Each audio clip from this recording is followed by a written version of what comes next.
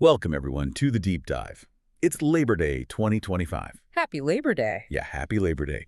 It's a day when, many of us think about work, about public service, maybe. And we always hear these discussions, right? About government efficiency, how our tax dollars get spent, are local services really keeping up, especially with how fast things change. Constantly changing, yeah. So here's something to think about today. Mm-hmm. What if there was like a clearer path, maybe even a shortcut, to make sure our government services are, well, running at their best? Using our tax money wisely, truly serving the community as its needs evolve, sometimes really, really quickly. That's not just a thought exercise, is it? It's a real challenge. And it leads us straight into something pretty interesting, maybe even bold, happening right here in Florida. Okay. The Department of Government Efficiency, DOGE they call it, came about in 2025. DOGE. Okay. And look, it's not just another agency, another acronym to learn. It's meant to be this systematic, very technology-driven approach. Technology-driven. Yeah, inspired partly by concepts Elon Musk talked about for federal review. The whole idea is to systematically find and, well, get rid of wasteful spending and improve how things run operationally. Across the board, state, local. State and local jurisdictions, exactly. And this isn't just theory, They're already doing on-site audits, actually changing how local governments operate right now. Okay, that sounds significant. And for this deep dive, we're focusing on one place in particular? We are. St. Johns County, Florida. Ah, St. John's. That makes sense. Uh-huh. Well, it's booming, isn't it? Booming is almost an understatement. It's a fascinating case study. Think about this.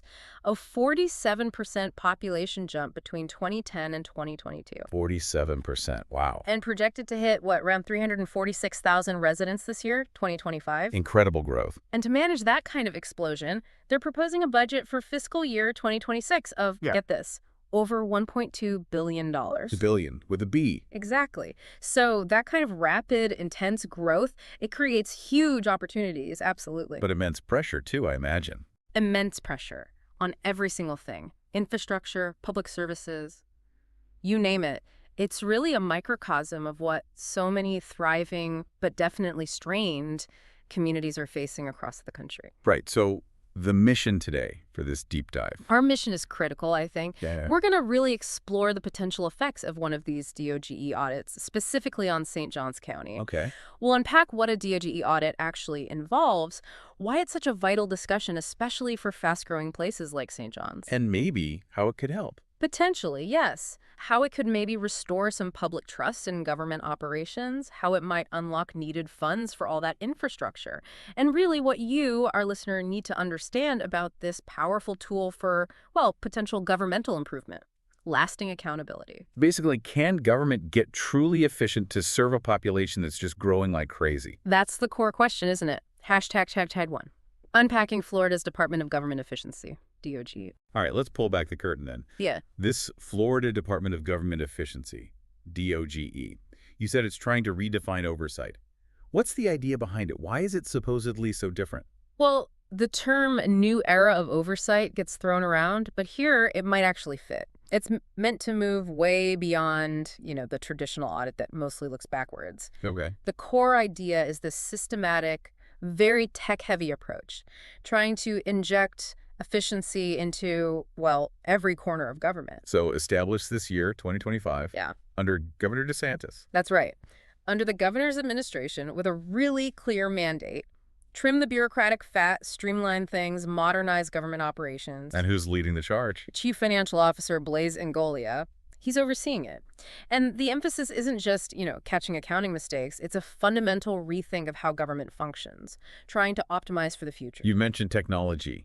AI, right? That sounds like the big difference. That is the real game changer, the key differentiator. It's heavy reliance on artificial intelligence tools. These AI systems, they're designed to process and analyze just truly vast amounts of financial data, operational data. Data overload for humans. Exactly. A scale that human auditors just couldn't manage effectively, not in a realistic time frame anyway. And this lets them do this comprehensive, ideally objective analysis, pinpoint inefficiencies that might just get missed otherwise. So AI isn't just a faster calculator here. It's more like you said, a detective, seeing patterns humans miss. That's a good way to think about it. A superpowered detective. Oh. Can you give us a concrete example? How might that AI capability actually work? Sure. Imagine an AI system flagging maybe subtle but unusual spending patterns in one specific county department. Like what? Maybe a small but consistent overage on certain supplies. Or maybe variations in contract pricing between similar vendors that just don't quite add up. Things that might fly under the radar individually. Exactly. Individually, maybe no big deal.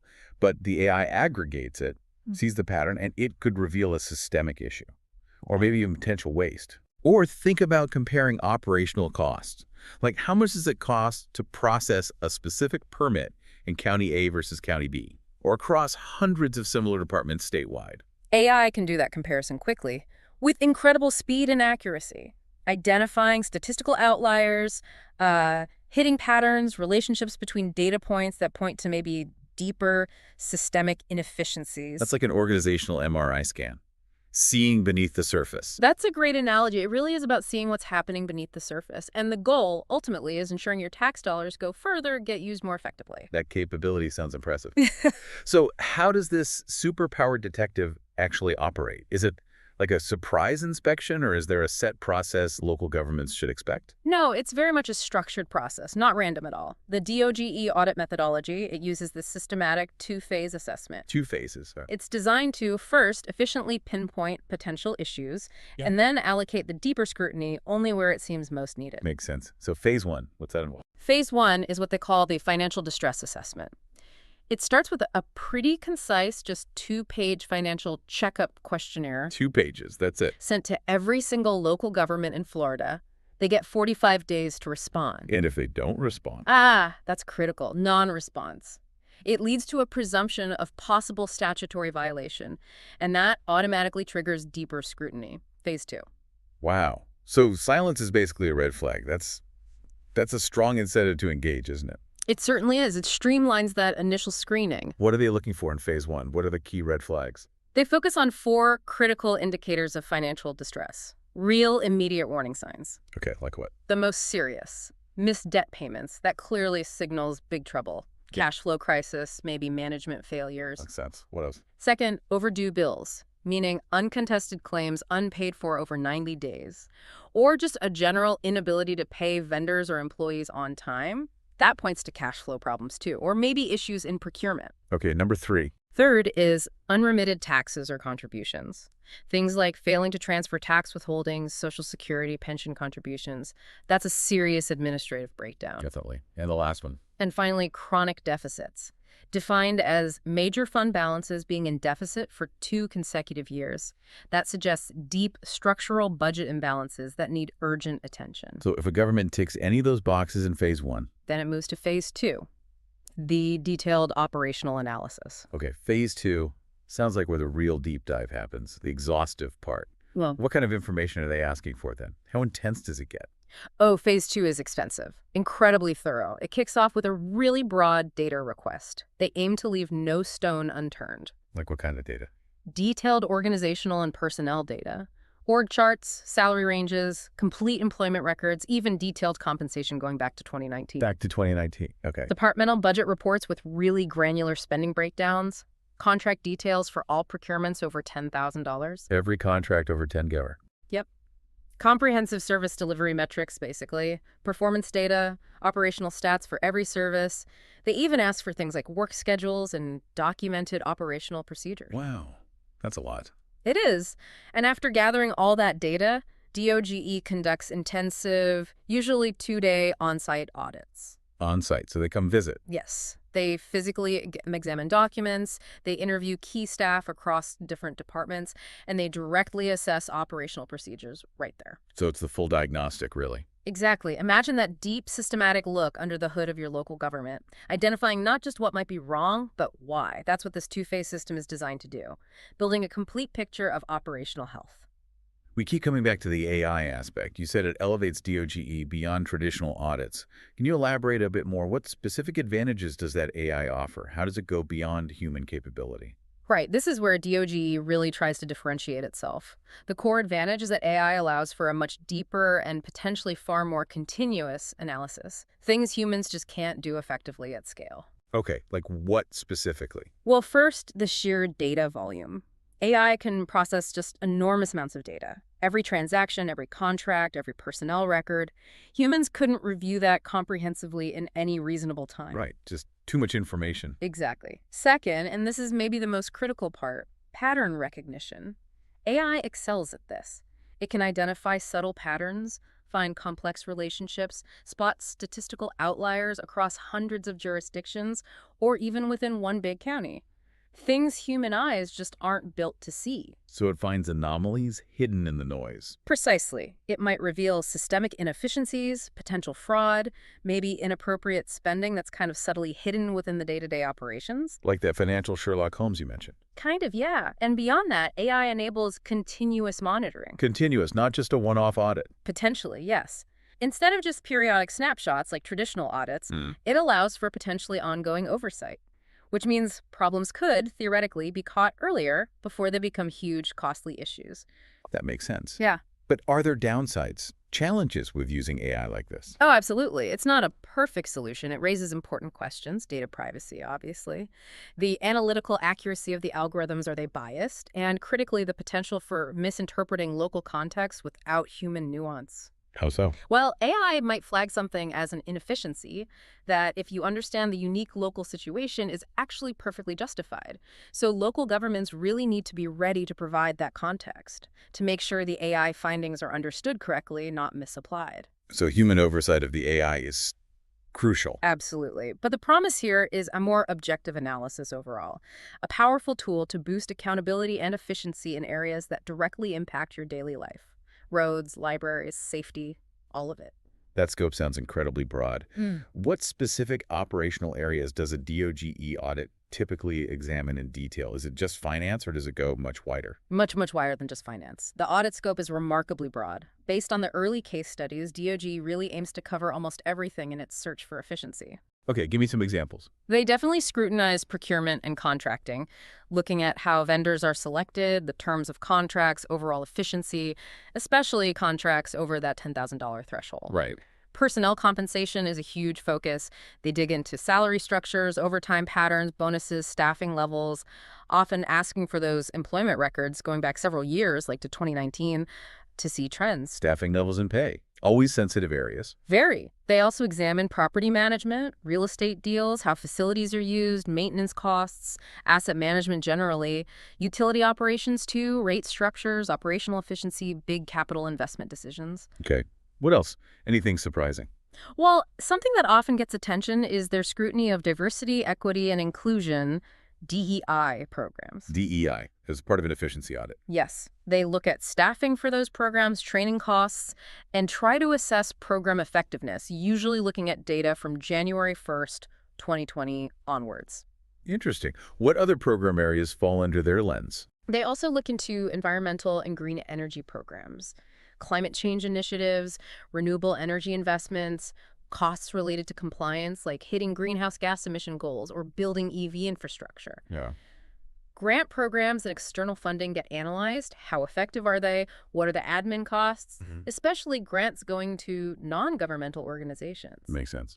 Infrastructure. Definitely. Transportation infrastructure projects are reviewed thoroughly. Costs, design efficiency, how effective are investments in things like bike lanes or traffic calming. And social services? Yes, social services too. Homeless services, community programs, they assess expenditures and try to gauge effectiveness.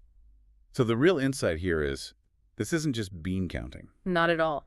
DOGE isn't just an accountant with a checklist. It's acting more like a comprehensive management consultant for the entire county operation. Leaving no stone unturned, as they say. Pretty much. It shows that efficiency isn't just the budget bottom line. It's about how every part of your local government works, from the biggest road project to the smallest community program. Trying to maximize every public dollar for the public good. That's the stated goal. And potentially restoring some trust and accountability in the process. Okay, now that we really understand the DOGE playbook, it definitely makes you wonder about a place like St. Johns County. That unique mix you mentioned, rapid growth, relative affluence. How might they fare under this kind of intense scrutiny? What's their story? St. Johns County is. Yeah, it's quite the phenomenon. It really embodies Florida's growth story right now.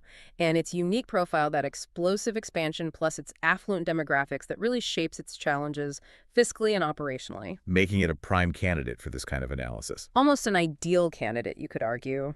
Let's just grasp the scale again. That 47% population surge between 2010 and 2022. Still staggering. An annual growth rate around 3.9%, among the fastest in the state. But it's not just the raw numbers, it's who is moving there and the expectations they bring. Right, and I bet that who expects a pretty high level of service. Good schools, safe streets, nice parks. You nailed it. St. John's has a distinctly affluent profile. Median household income over $100,000, way above state and national averages. Okay. Median home price nearly $580,000, highest in the whole First Coast region. Wow, so the implications are? Profound. Residents arrive with really high expectations for government services, top-tier schools, pristine parks, strong public safety, just an overall high quality of life. And isn't it also a commuter hub and tourist destination? Both. It functions as a key commuter community for the Jacksonville metro area.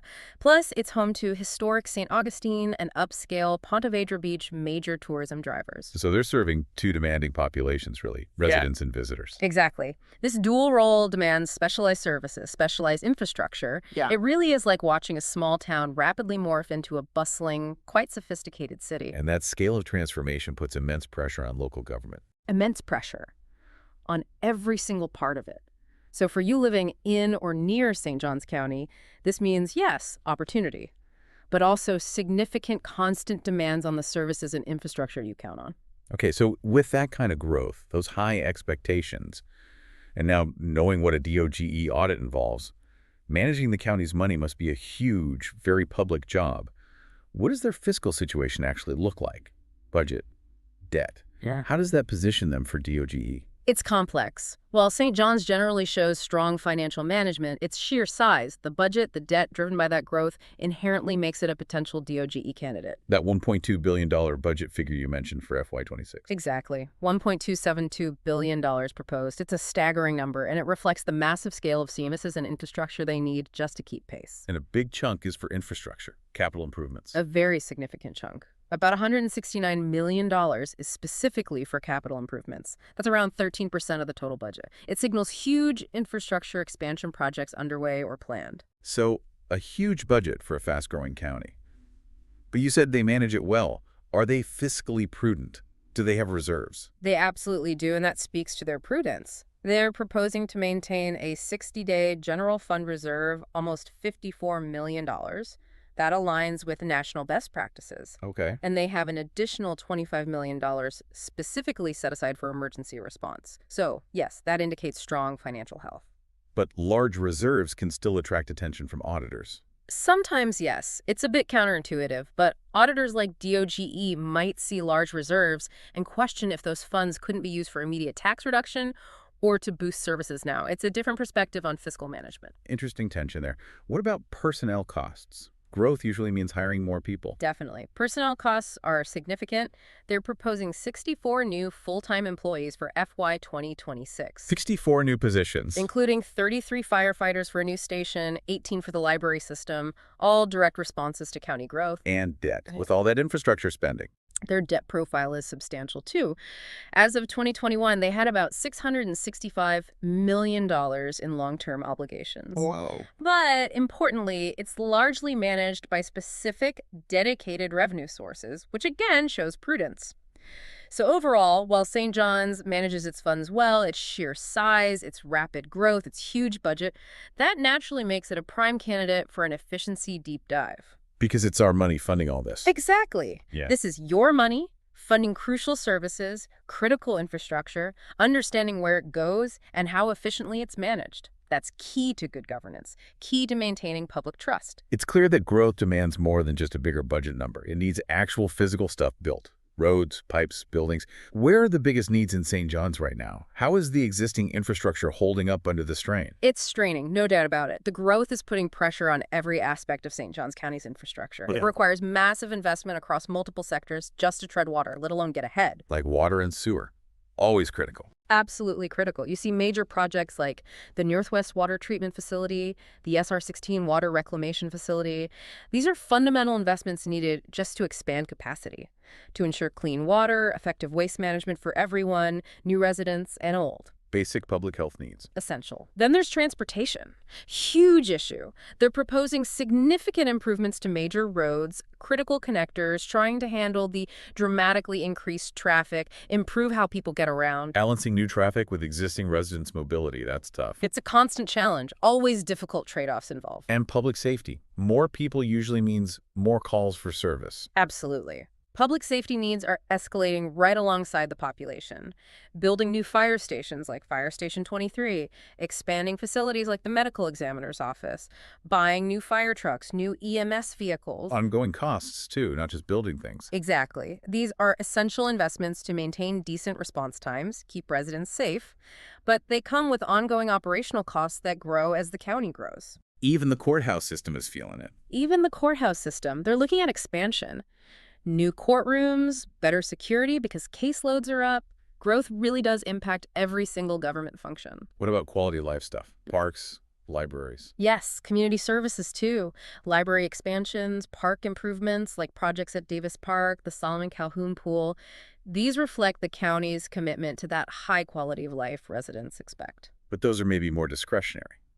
Could face scrutiny. Potentially, yes. While vital for community satisfaction, they represent spending choices that efficiency audits often look at closely. So think about the roads you drive on, the water you drink, the emergency services protecting you. St. John's rapid growth means these systems are constantly pushed to their limits, demanding incredibly efficient solutions to deliver the services you expect. It really sounds like a perpetual balancing act. Welcoming new people, new businesses, but trying to keep the place special, keep the quality of life high for everyone. How is St. Johns County managing this growth? What are the planning challenges they face that a DOGE audit might zoom in on? It is absolutely a delicate balance, and that's exactly where an audit like DOGE could potentially offer some critical, actionable insights. They face this constant challenge: accommodate development but preserve community character. And do it all while being fiscally responsible. How do they try to strike that balance financially? You mentioned the budget. Well, their millage rate strategy for FY 2026 is a good example. The millage rate, that's the property tax rate, basically. They've proposed lowering the general fund millage rate. Lowering taxes, that sounds... But strategically offsetting that by increasing the fire district millage. Ah, okay. Shifting the burden. It shows a calculated approach, funding growth-related services like fire protection, while trying to keep the overall tax picture somewhat stable for residents. What about making new development pay its way? Impact fees. Impact fees are another crucial tool. Now, St. John's hasn't been as aggressive here as, say, Manatee County, and we'll definitely get into the Manatee story. Right, the county that faced DOGE scrutiny partly over impact fees. Exactly. But St. John's County's approach to development cost recovery, how much new development contributes to the infrastructure it needs, that's definitely an area an efficiency audit would focus on. Are the fees set correctly? Are they covering the true costs? Ensuring growth doesn't solely burden existing taxpayers. Seems fair. What about the bigger picture? Long-term planning. That's where comprehensive planning comes in. It's complex. They have to balance state growth mandates with local desires for more controlled development, ensuring infrastructure keeps pace. That requires sophisticated analysis, often leading to tough choices. And being coastal adds another layer. Environmentally. Absolutely. Their coastal location means significant environmental considerations. They need really careful planning to protect natural resources, avoid long-term environmental liabilities. And the costs for that protection, for mitigation, they're substantial. Okay, what about specific service delivery challenges? Where might DOGE look closely? Well, the expansion of library services, those 18 new positions, could face scrutiny. Questions about the cost-effectiveness of traditional library models in the digital age might come up. Libraries versus digital access. Similarly, the 33 new firefighter positions for new stations, that will prompt a review of staffing models, deployment efficiency, response time data. Making sure the staffing matches the need efficiently. And just administrative services generally. They face constant scalability challenges. How do you serve more and more residents efficiently without ballooning overhead? And didn't you mention a performance audit found some gaps? Critically, yes. That 2022 performance audit found the county only partially met expectations in goals, objectives, and performance measures, and also compliance with appropriate policies, rules, and laws. Partially met, not fully. Right. Those are precisely the kinds of findings a DOGE audit would drill down into, seeking clear paths for improvement, better performance tracking, stronger compliance. So this is the core tension for St. John's. It really is. How do you grow dynamically without breaking what makes your community special? And who pays for it all? These are the fundamental questions St. John's grapples with daily, and where a DOGE audit could provide critical, independent insights for you. Okay, we've dug deep into the mechanics of DOGE, the pressures on St. John's. But there's often another layer, isn't there? The political side of things. We saw that play out pretty dramatically elsewhere in Florida, right? Manatee County? Oh, absolutely. The Manatee County case is incredibly revealing. Why? What happened there? And what are the lessons for St. John's and really for all of us? It's illuminating because it starkly shows how local government policy choices, especially around development and growth, can directly lead to DOGE scrutiny. Even in a county that's traditionally a Republican stronghold. So it wasn't about financial mismanagement initially. Not primarily, no. In 2022, Manatee County elected commissioners on a very explicit anti-growth platform. That was their mandate from voters. Okay. Anti-growth. And they acted on it. They took steps that directly conflicted with the DeSantis administration's broader, more pro-development agenda statewide. Like what specifically? What policies caused friction? Well, they significantly increased impact fees on developers. That's a direct challenge to the state's preference for lower cost, faster development. Right, making development more expensive locally. They also restored wetland protections that had been weakened previously, again, potentially conflicting with state development priorities that might see those protections as obstacles. Environmental protection versus development speed. A classic conflict. And they even halted large-scale development projects across the county while they did a comprehensive planning review, signaling a real shift away from rapid expansion. So Manatee basically drew a line in the sand, saying hold on to unchecked growth. And the state, via DOGE, noticed. Noticed is putting it mildly. The outcome was Manatee County becoming the first Republican stronghold explicitly targeted for an aggressive DOGE review. Wow, first one. It clearly highlights how efficiency oversight can get intertwined with broader political dynamics, how local control over growth, over land, something usually seen as a local matter, can clash directly with state-level priorities. And that clash can bring the auditors knocking.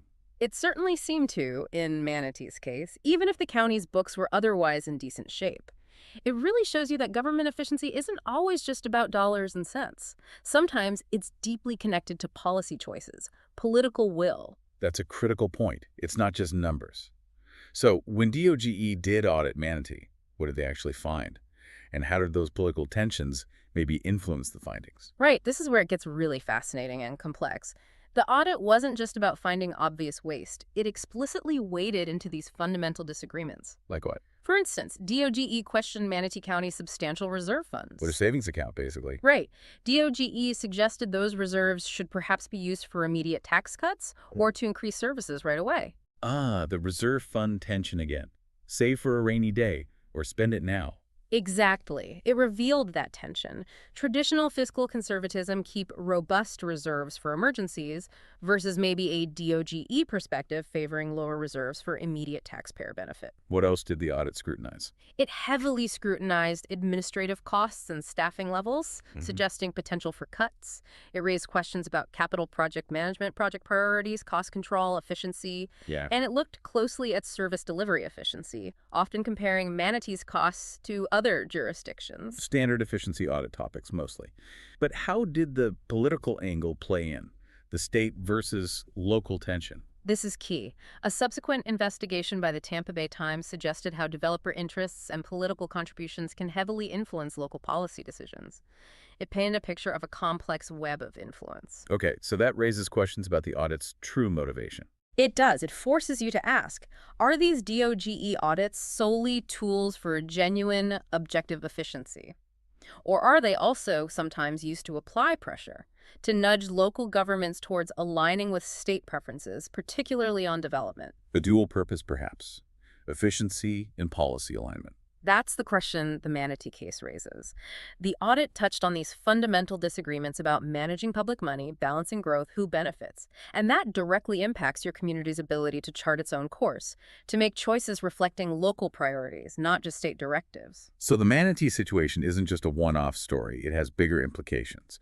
What are the main takeaways, especially thinking about St. John's? The implications are definitely broader. They extend far beyond Manatee. The key lesson is that DOGE audits might serve this dual purpose. Yes. Genuinely identifying inefficiencies, and perhaps implicitly, perhaps explicitly, pressuring local governments on policy, especially around development. Which raises big questions about state versus local control. Huge questions about the balance between state oversight and local autonomy, local self-determination, a cornerstone of how things are supposed to work. So for St. John's County, how is this relevant? It's critical for St. John's for a couple of reasons. First, even without a direct political fight like Manatee's, St. John's profile, the rapid growth, the affluence, the massive budget makes it an attractive target anyway. Just because finding efficiencies there would make headlines. Yeah. Demonstrate DOGE's impact. Potentially, yes. The potential for demonstrating significant savings is high just due to the scale. Second, proactive preparation is absolutely vital for them, not just financially, but understanding how to navigate and interpret potential audit findings within this potentially nuanced political context. Are other places reacting to this dynamic? Seeing what happened in Manatee? Oh, yes. Other Florida jurisdictions are definitely taking notice and adopting different strategies. Well, Pinellas County, when they got a DOGE notification, they went very public, proactively defending their spending, emphasizing transparency, trying to control the narrative from the start. Get ahead of it. Smart. Jacksonville, a much bigger area, they actually set up their own local Duval DOGE committee, an internal efficiency review, essentially trying to preempt state scrutiny by cleaning their own house first. Interesting. An internal DOGE. And Gainesville took a more defensive tack, meticulously documenting all their past efficiency efforts, their budget management practices, to justify their current operations. So different approaches. Proactive defense, internal review, documenting past efforts. Exactly. These examples show you this isn't just a Florida story. It's really part of the national conversation. How government works, how power is balanced between state and local levels, and how you, as a citizen, can influence things through engagement by demanding accountability. Okay, given everything we've unpacked, DOGE's methods, the political lessons from Manatee, let's bring it back squarely to St. John's County, put them under the microscope. What's their specific risk profile for a DOGE audit? Why might they be a candidate? And what factors might actually protect them? St. John's presents a really fascinating mix. It's definitely not clear-cut. Yeah. We can break it down into factors that lower their risk, raise it moderately, and maybe push it higher. Okay, let's start with the good news. What are the low-risk protective factors for St. John's? They have several strong points. First, they recently completed that performance audit in 2022 by an external firm, McConnell & Jones. It found they met, or at least partially met, all criteria, no major fails.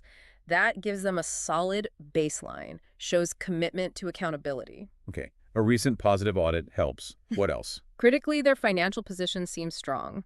They maintain those appropriate reserves, the $54 million general fund, the $25 million emergency fund.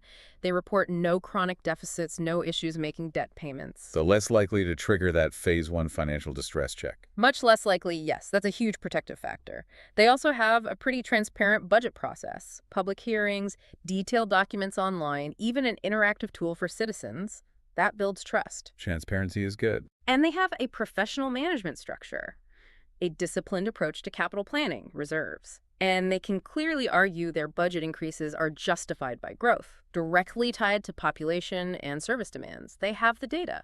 Those all sound like really solid defenses, a well-run county, basically. But what factors, despite all that, could still draw DOGE's attention? Put them in the moderate risk category. Right, that's where things get trickier. Despite their prudence, the sheer scale of that proposed $1.272 billion budget for FY26. That's rapid growth in spending. Even if justified. Even if justified. The absolute size can trigger initial scrutiny, because bigger budgets inherently offer more potential for finding significant efficiency gains, which looks good for the auditors. Makes sense from DOGE's perspective. What else?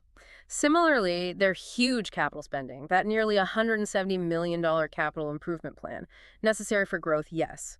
But large projects always present opportunities for efficiency recommendations, cost savings analysis. Always room to optimize big projects. And crucially, remember that 2022 audit, it did highlight those performance measurement gaps.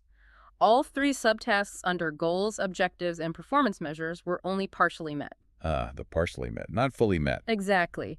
That's a key area DOGE focuses on measurable outcomes. Plus, 2 of 4 compliance subtasks were also only partially met. So, known areas needing improvement. Precisely the kinds of areas DOGE would likely target in a more detailed Phase 2 audit. Clear opportunities for them to recommend improvements. Okay, and what about high-risk factors? Things that, like we saw with Manatee, might be more political, or just too big for DOGE to ignore. Well, on the political side, while St. John's hasn't directly challenged the governor's agenda like Manatee did, any perceived resistance to pro-development initiatives or even just a very careful, nuanced approach to growth that doesn't fully mirror state preferences, that could subtly increase risk. The political background noise is always there. Unfortunately, yes. Beyond that, just the sheer budget size and the high visibility of St. Johns County, this rapidly growing affluent area, makes it an attractive target, a place where DOGE can demonstrate significant impact, showcase potential savings. A showcase audit, potentially. And finally, affluent communities like St. John's often demand and get higher service levels, which is great for residents, but DOGE might scrutinize those higher levels for cost effectiveness, asking, are these enhanced services truly efficient for the tax dollars spent? Comparing them to baseline services elsewhere, maybe? Possibly. So understanding this mix of factors, the strengths, the vulnerabilities, allows you to see how an audit isn't random. It's strategically focused on areas impacting efficiency, accountability, responsiveness. That risk assessment is really clear. So, hypothetically, if DOGE did launch a full audit in St. John's, where would they most likely focus their attention? Which specific areas would they probably pinpoint for intense scrutiny, looking for savings or improvements? Based on their methodology and what we've seen elsewhere, we can make some educated guesses. Personnel and organizational structure would almost certainly be a major focus. The 64 new employees? Definitely. They'd scrutinize the necessity, the cost effectiveness of each position, explore alternatives. This applies especially to the 33 new firefighters. They'd analyze response times, call volume, staffing models very closely. And the 18 new library positions. Same thing. Scrutiny of traditional library models versus digital age needs and costs. They'd also look broadly for any administrative overhead, chances to streamline, eliminate duplication between departments, and detailed analysis of compensation and benefits against benchmarks. Okay, staffing and salaries, front and center. What about the huge capital plan? That $170 million seems like, a gold mine for an efficiency audit. You're absolutely right. Capital projects and infrastructure investment would get comprehensive analysis. That $169 million plan, scrutinized for necessity, cost effectiveness, the efficiency of procurement. How they buy things, how they manage the projects. Exactly. They'd question project prioritization. Are the most critical community needs truly being addressed first? Or are other factors influencing decisions? They'd hunt for cost savings through better vendor selection, stronger negotiation, tighter project management. Design efficiency, too. Yes, design and construction efficiency. Looking for value engineering opportunities, ways to standardize things to reduce costs. And they'd likely explore alternative financing, public-private partnerships, regional cooperation on infrastructure. So personnel and capital projects are the big two. Yeah. What else? Beyond those, they'd definitely dig into service delivery and operational efficiency more broadly. Like how they use technology. Yes.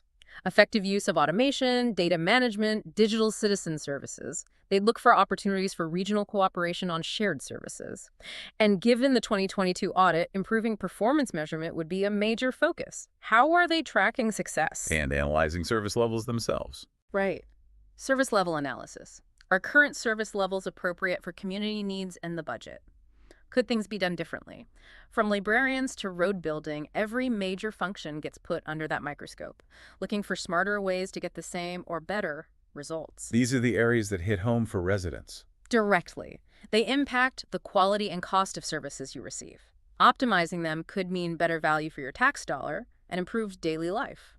This sounds incredibly thorough, potentially transformative. What would be the expected positive outcomes if St. John's went through this?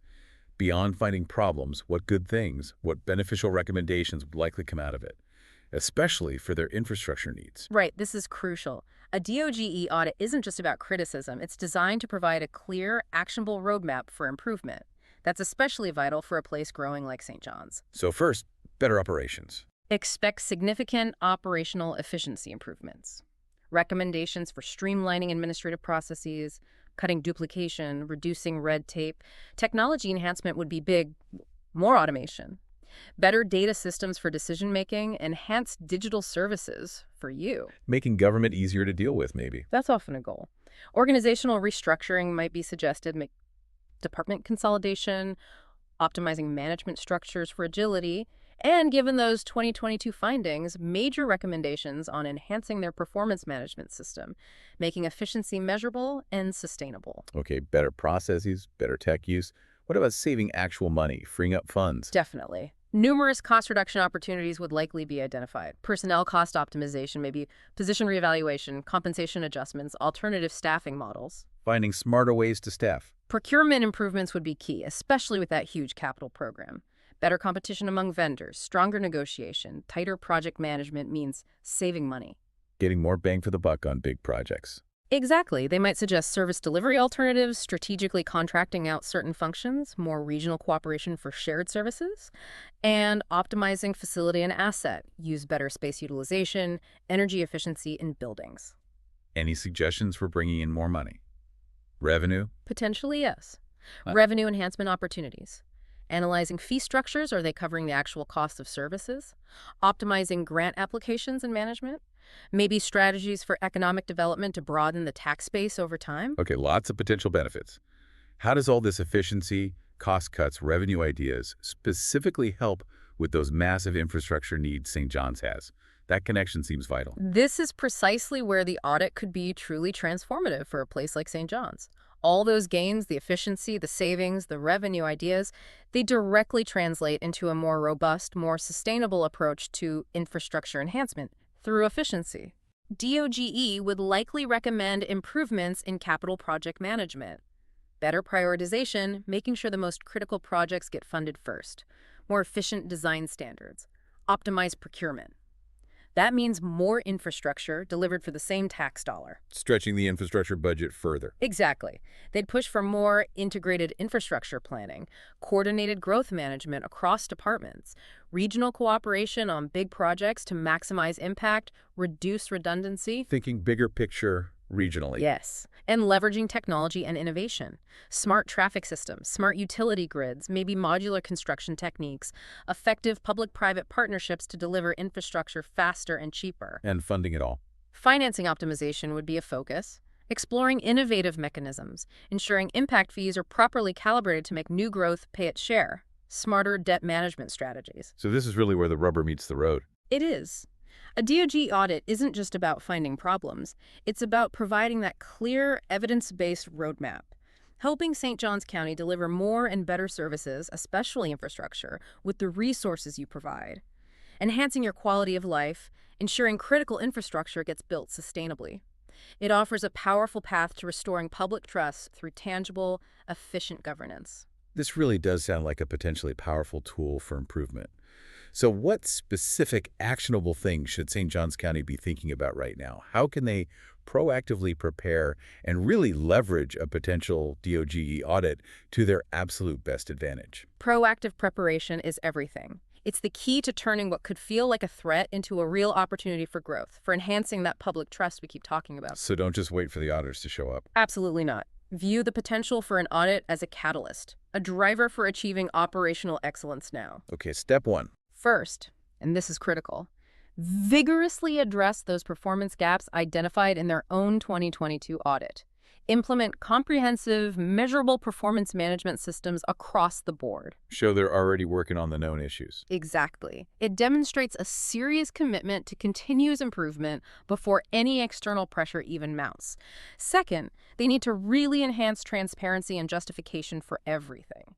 Clearly link every budget increase, every major spending decision directly to population growth, service demands, infrastructure needs, and back it up with solid documentation. Have their ducks in a row, basically. A clear story for why they're spending your money. Precisely. That builds immense public trust. They should also be conducting regular internal efficiency reviews. Find and fix things themselves before an external audit does. Foster that culture of self-assessment. Look inward first. Makes sense. What else? Strengthening regional cooperation is incredibly smart. Explore sharing services, coordinating planning, maybe joint purchasing with neighboring counties or cities. That often leads to significant savings and better services for everyone involved. Work together to save money. And finally, documentation and understanding the political context are vital. Be ready to rigorously justify the why behind potentially sensitive programs, maybe environmental or social ones. Document their community benefits, their strategic purpose. Be ready to explain the policy choices. Exactly. Imagine St. John's taking the initiative, having the answers ready before the questions are even fully formed. That's the power of proactive preparation. It leads to a more responsive, more accountable, and ultimately a more trustworthy local government for you. That proactive strategy sounds like it builds a really strong foundation. But how does a county make sure these improvements stick? How do they move beyond just fixing things after an audit to truly embedding efficiency deep within their operations for the long haul? You're hitting on maybe the most important part. This can't be a one-time fix. It has to be about embedding efficiency and accountability right into the county's DNA. Permanent. Sustaining the gains. To achieve real, lasting operational excellence, St. John's needs a long-term commitment to systemic change. That means implementing those comprehensive performance management systems and truly integrating them into budget planning, day-to-day operations, long-term strategic goals. They're not just reports on a shelf. They drive decisions. Performance data actually used to manage. Right. They need to continuously optimize procurement and contract management, especially vital with their huge capital program, ensuring not just good initial prices, but effective vendor management, diligent project oversight throughout the entire project lifecycle, always seeking best value. Making sure they get what they paid for year after year. Exactly. They need to keep expanding and enhancing technology utilization, always looking for ways to automate routine tasks, improve citizen services via digital platforms, leverage data for smarter decisions. That drives continuous gains. Not letting tech get outdated. Adopting asset management best practices is also critical.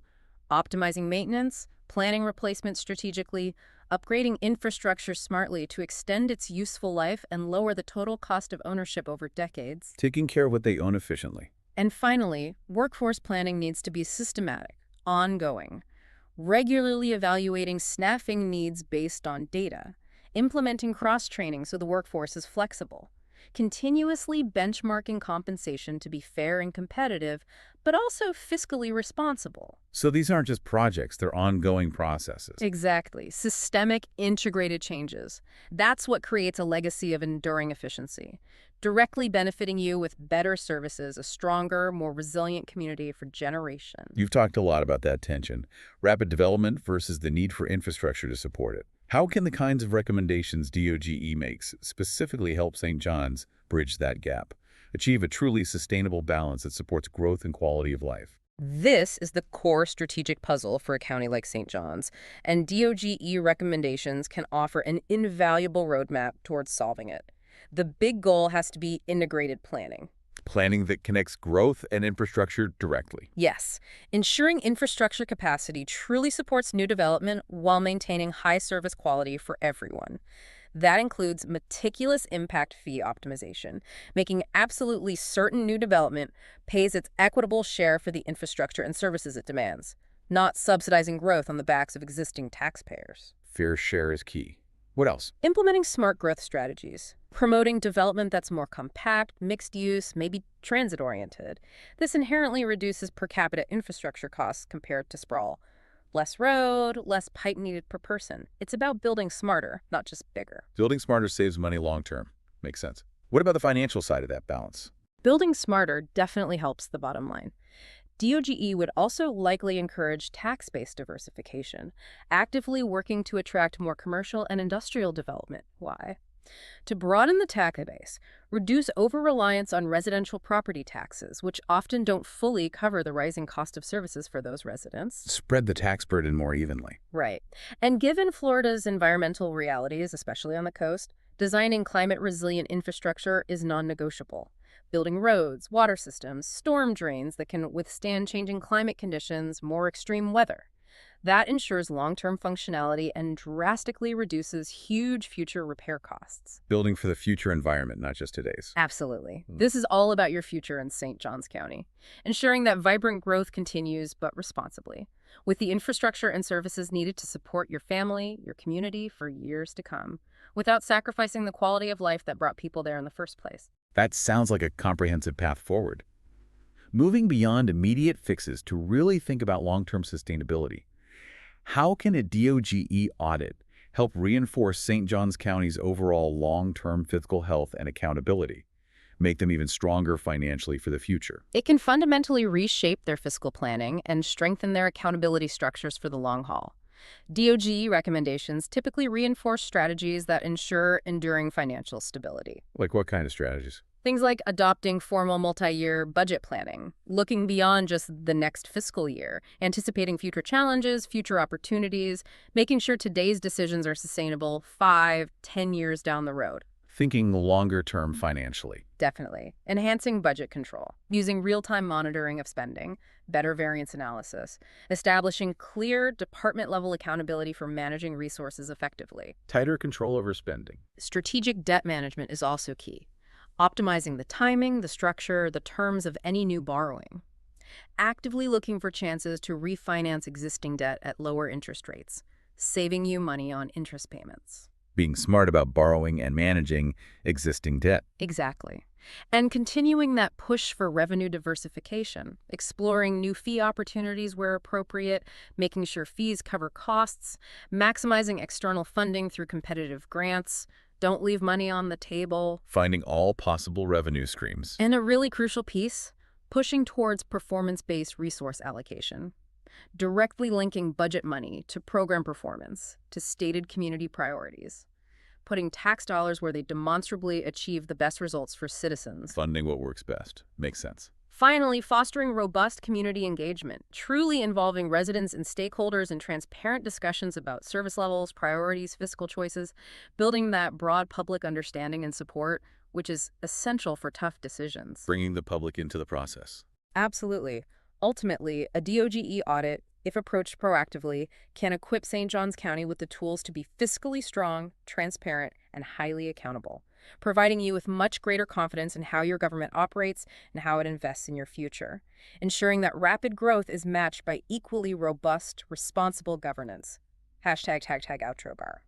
Wow, what an incredibly detailed deep dive. We've really covered a lot of ground today. We certainly have. We explored exactly what Florida's Department of Government Efficiency, this DOGE entity, is all about. That systematic AI-powered approach to government oversight. Aiming to optimize public services. Then we zeroed in on St. Johns County. Its unique situation, that explosive growth, the affluence, grappling with huge infrastructure needs. A real pressure cooker environment. We drew crucial lessons from Manatee County, too. Understanding the political currents that can swirl around these audits. Politics and policy are often intertwined, yes. And finally, we detailed the immense potential benefits. Efficiency gains, cost control, and critically, enhancing that vital infrastructure that a DOGE audit could bring to a place like St. Johns County. Right. And I think this deep dive into St. John's and DOGE really highlights something important. Government efficiency. It's not just some dry, bureaucratic term. It's not just numbers on a page. It's real-world impact. It directly impacts the quality of the roads you drive on every day, the excellence of the schools your children might attend, the overall quality of life you experience right there in your community. Yeah. It's fundamentally about ensuring that as communities grow, as they change, the systems holding them up, the infrastructure, the services actually get stronger, not weaker. And restoring public trust through that transparency and effectiveness. Exactly, through transparent, effective, accountable governance. For a place like St. John's, proactively engaging with this kind of process, it really could unlock significant funds for those pressing infrastructure needs, ensuring their growth is truly sustainable, serving residents well for decades. So as we wrap up on this Labor Day 2025, thinking about public service, about how our communities are managed, here's a final thought for you, our listener, to maybe chew on. If efficiency audits like DOGE can potentially unlock such profound benefits, boosting public trust, freeing up money for critical infrastructure, what does that really tell us about how we currently measure success in local government? That's a deep question. And maybe more importantly, what does truly efficient, truly responsive government actually look like to you in this era of such rapid change? And how do we, collectively, make sure that becomes the norm? Not just, a reaction to an audit or a political maneuver, but the standard way things are done.